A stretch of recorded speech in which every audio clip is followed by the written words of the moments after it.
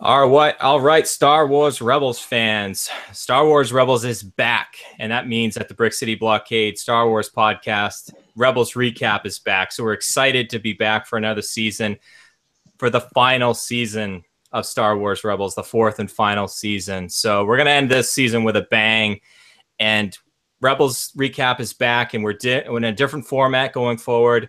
Last year, it was myself, Brian Fontaine, and Robin Vogt. We brought in Scott Inch at the end, but we're such big fans of Star Wars Rebels at the Brick City Blockade that we're going to do a roundtable each week. The cast of characters is going to change, but the fun to be had for all of our listeners is going to be there. So this week, talking about Heroes of Mandalore, Part 1 and 2, kicking off Season 4, I've got a very Cantina feel to the roundtable this week. So I've got my good friends, Jim Roberge and Christopher James Letty, a.k.a. Vintage Viewport. So, guys, how's it going? Great. Glad to be here. Going awesome. Yeah, absolutely.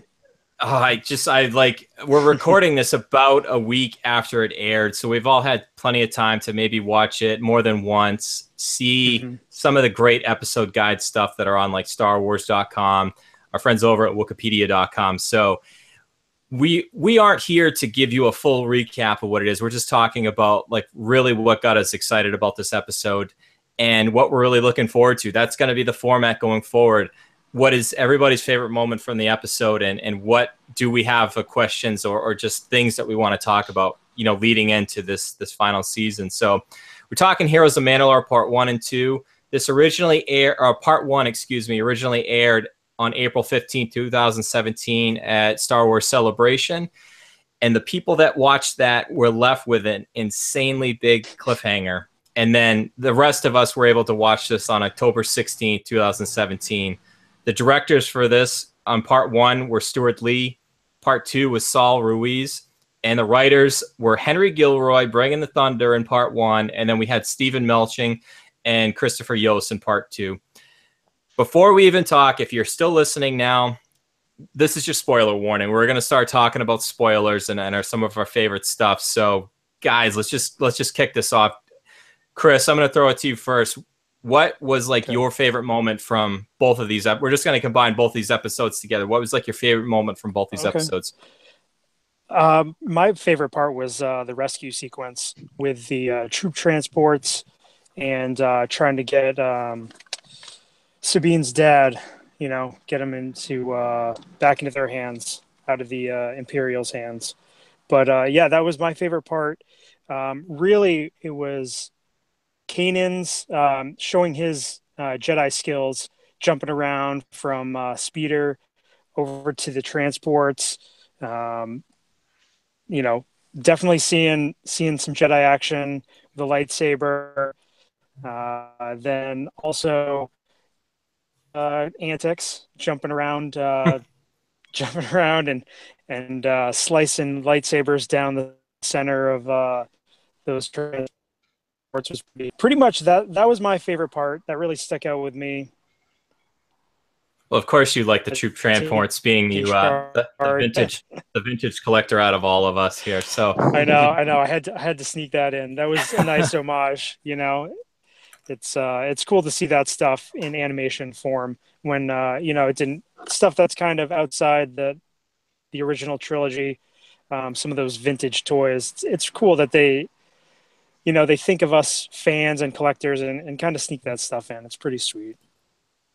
Yeah, I really love that sequence. So, we did get to meet Sabine's dad, Ulrich Wren. And it was a little interesting too, where I like that they made him kind of like the pacifist, the non-Mandalorian warrior, kind of a little bit of maybe back to a homage to Duchess Satine Kryze, who we got to see Bo-Katan. And I will fully admit I'm not much of a Mandalorian fan just in general, but just looking back to the Clone Wars series and to see Bo-Katan back, it was just a great fan moment there. So lots of good stuff there. So Jim, what was your favorite moment from these two episodes?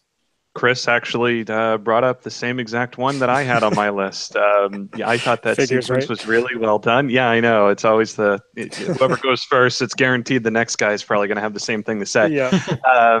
But yeah, no, I thought the scene, and for a lot of the reasons that Chris mentioned, because one of the things that I really like about the Star Wars franchise is they kind of do a great job of combining action and at the same time getting some humor in there.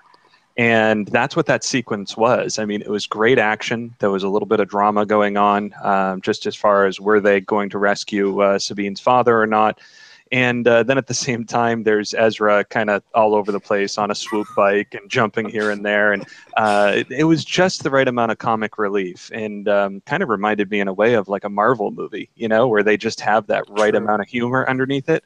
And to see that in an episode or two of an animated series, I think just speaks to how well this series has been done over the last couple of years.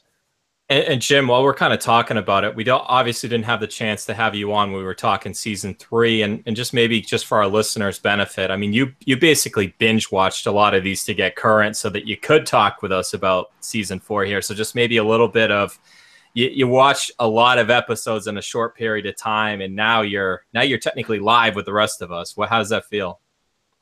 I don't know why it took me so long. That's pretty much, that's what it comes down to it. I should have been onto it from the beginning. You kind of gave me a push and said, you know how into the original trilogy I am. And you pretty much said, yeah, you got to watch this. And it was the right prescription, really, because I've enjoyed all of it. And really, I kind of feel like from the middle of season 1, maybe the last quarter of season 1 on, the show's hit its stride, and it really hasn't looked back that much. There hasn't been many episodes where I felt like it was almost a throwaway. Where you see in a lot of shows, I feel like for the most part, there's always some part of a major storyline being pushed forward, which is something I want in a show. Yeah, it was funny. I think it was on Rebels Recon, the StarWars.com, they had Andy Gutierrez talking with Dave Filoni in that, and it was funny, just the humor there. And Dave just loves messing with us as Star Wars fans. And I know Robin and I a lot last season would talk about, the dreaded F word on the Rebels recap, and it's the filler. And you're right, Jim. I think a lot of those things where they even joked about it with Dave Filoni, he's like, there's always a purpose to every episode. And yeah, I definitely agree with that. So, overall, this episode was really good, start to finish. I'm both luckily, okay, I won't make it 3 for 3. I did have something a little bit different, but just the opening of this episode, it just hit us right from the top. And I had the benefit of going last, so I can just kind of recap a little bit of it and get to like my main point. But just the action with the ATDPs and the assault, and you see Mandalorians in action and the jetpacks, and you both mentioned it with just the hijinks that Ezra had trying to control his jetpack. And if you believe Pablo Hidalgo on Twitter or not, basically you control your jetpack by clenching your derriere, basically. So that was pretty funny. So they had the attempted rescue at the beginning. They ended up finding that they were going to be transporting her father to the capital of Sundari on Mandalore there. And I can see where those that were able to see this first episode at Star Wars Celebration, where they just really thought that they were going for it in season 4 here. And I can't disagree. Even myself, having the benefit of having the iTunes season pass and watching these episodes back to back, first thing Monday morning, eating my breakfast last week.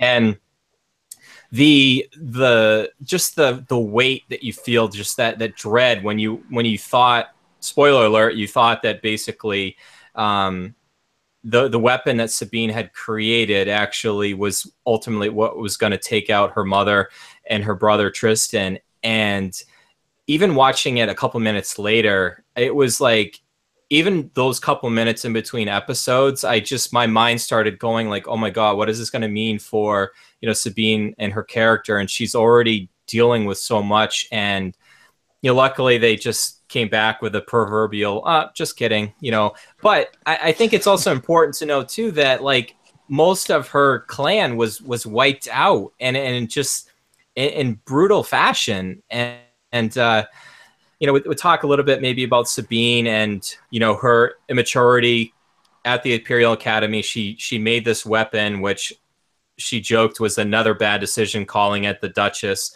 trying to, do a play on word. And that was, that was a little bit of a comedic part to this. But, they go and Tiber Saxon, who is was the brother of Gar Saxon and Clan Saxon, and they're trying to instill that Imperial rule over Mandalore and trying to get that weapon back. But my favorite moment in a long story, as I kind of get to that point, was really the arrival of Bo-Katan and Clan Kryze in this episode. And if I said that wrong, I apologize. Like I said, I'm not a big Mandalore. It's just not my specialty. But initially, when Sabine tried to give her the Darksaber and Bo-Katan basically refused it, and I remember even talking with Robin last season about, we speculated that maybe even Bo-Katan could be related to Sabine. And ultimately she decided to not take up that mantle. But the thing that really got me about this episode was the passing of the sword to Bo-Katan. And Kevin Kiner did such a good job with the audio cue. And if you go over to StarWars.com, you can actually listen to the full track. And it has hints and overtones of, I hate to say that Darksaber has a theme, but I think the Darksaber has a theme. And Kevin Kiner just said so awesome with that.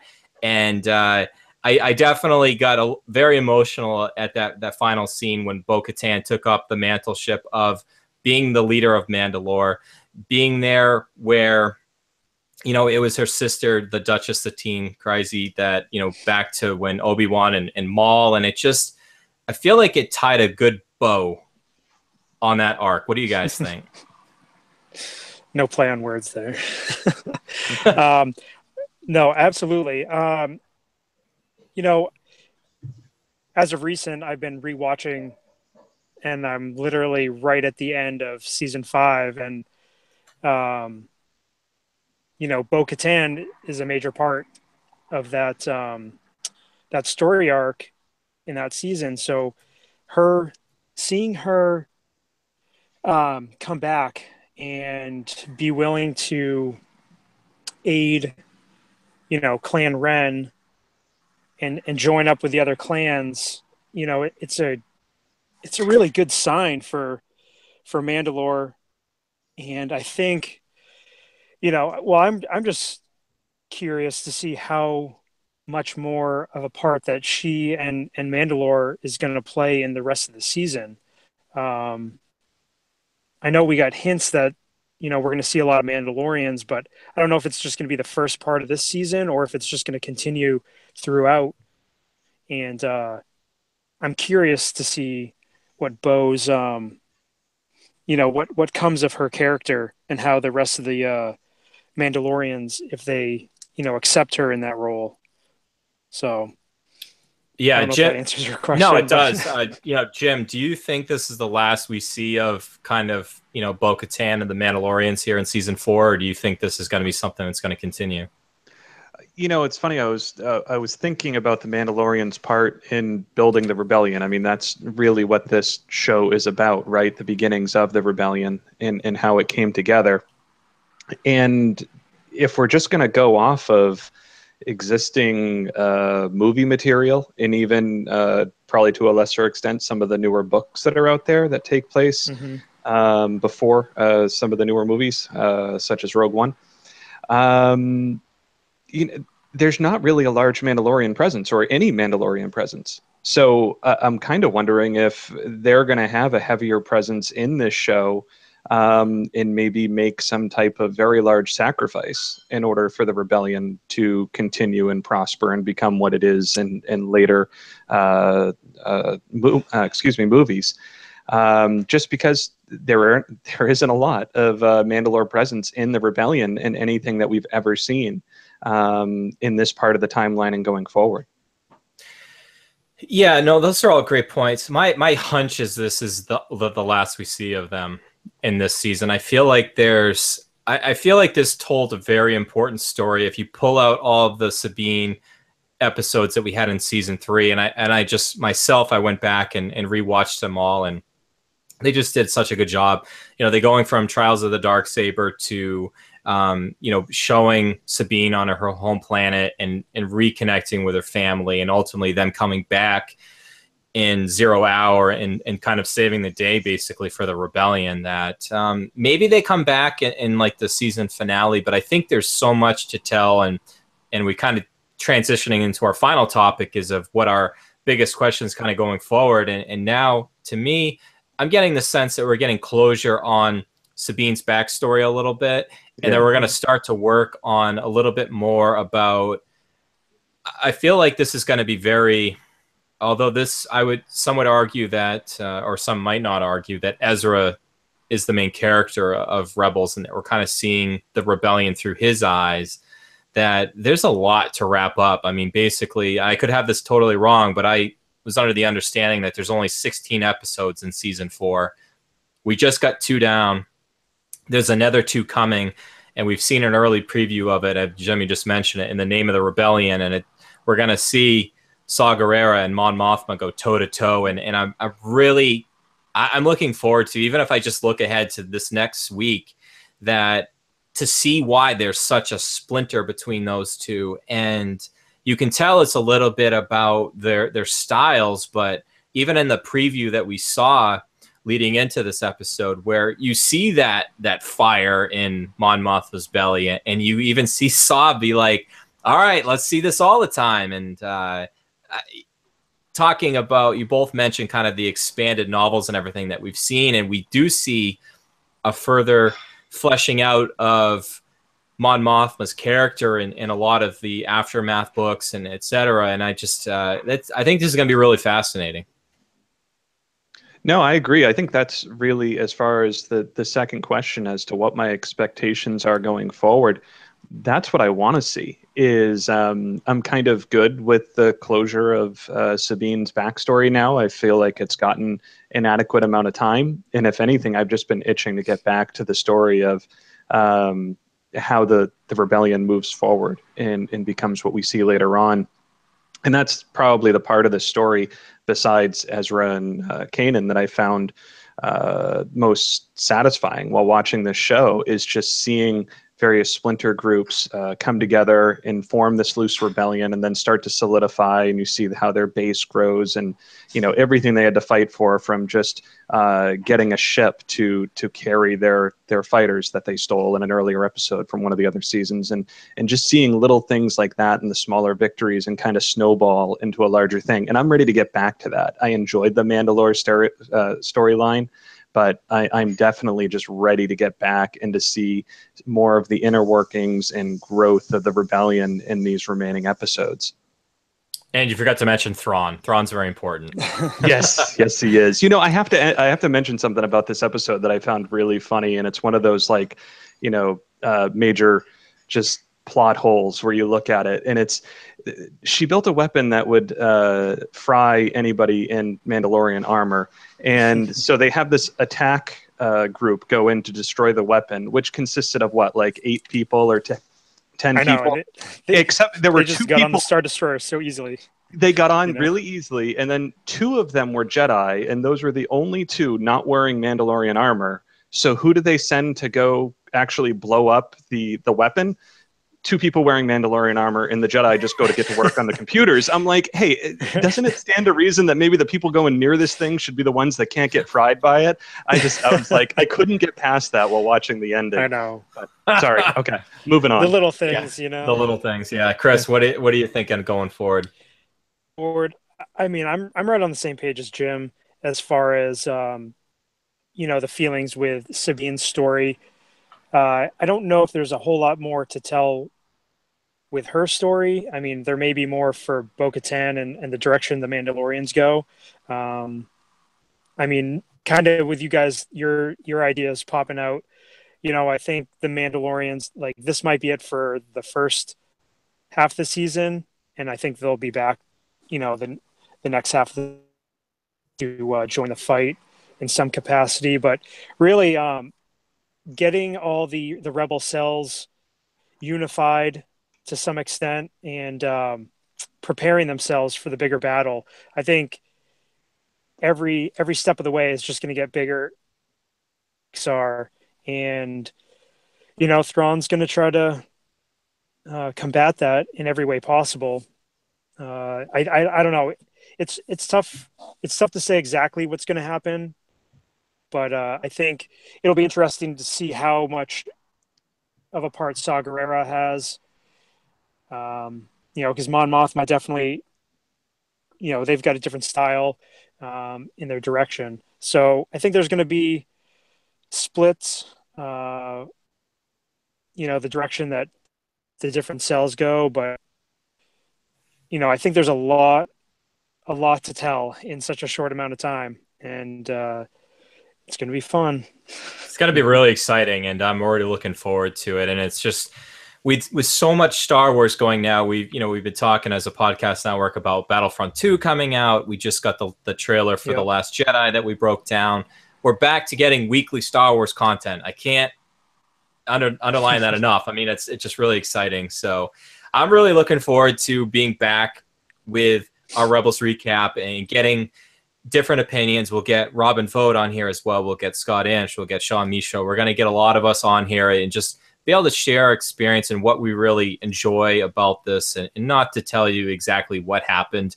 As we say all the time, go watch it for yourselves and find out what you really enjoy about it, and take away, as a fan, or what you like and you dislike. And are all the episodes going to be perfect? Absolutely not. But I think you can at least find something that you like about all of them, and that's what makes this show great. So, guys, I think it's about that time. I think we're ready for some plug time. So, Chris, I'm going to throw it over to you first. Sure thing. Christopher James Letty, Vintage Viewport on Instagram and Twitter. And Hasbro, let's make some more Rebels action figures, please. Had to put that in there. Amen. Jim. You can find me on Twitter at Red5Jim, and actually on our YouTube channel, you can see the Musings from the Dark Side, which actually I was working on the second episode right before we started recording, so that should be coming out soon. Excellent, good stuff. And awesome. you can find me on Twitter and Instagram at Jedi Scavenger SW. Head on over to BrickCityBlockade.com for any of the articles that we've got going on, any news or whatnot. And make sure you head over to Google Play, iTunes, go and leave a review. It's one of the best ways that you can help spread the word about what we're doing here and spreading our positive message. And it helps others find the podcast, and it also helps us with exposure to get really good guests on. And Robin is great about just talking and just really great interviews and just getting the enthusiasm and the positive side of the Star Wars galaxy that we all know and love. So, for Christopher James Letty, for Jim Rober, this is Brian Fontaine. We're going to sign off. And as we always say, may the Force be with you. Always. Always.